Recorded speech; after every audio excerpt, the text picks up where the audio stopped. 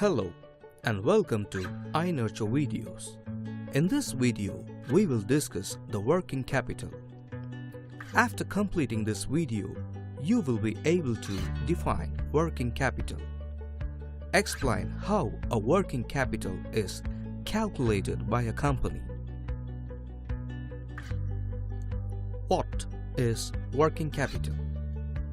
Working capital is the capital which is needed to meet the day-to-day transaction of the business concern. Working capital consists of various compositions of current assets such as inventories, bills, receivable, debtors, cash, and bank balance prepaid expenses. As organization needs minimum capital to start business and production, the total capital of an organization is divided into two: fixed capital and working capital.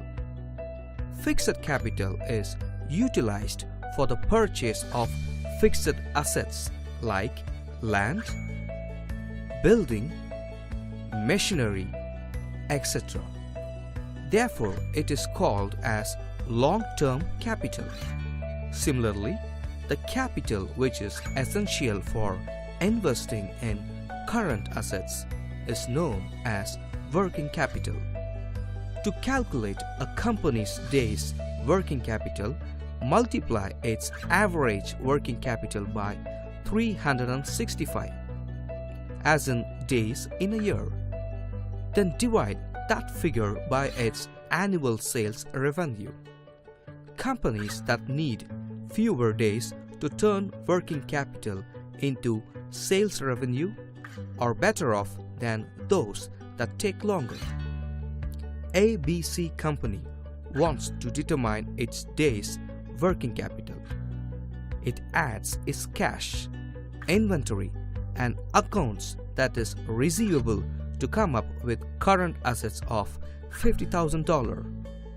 It adds its accounts payable, debts, and expenses and comes up with $30,000 in current liabilities.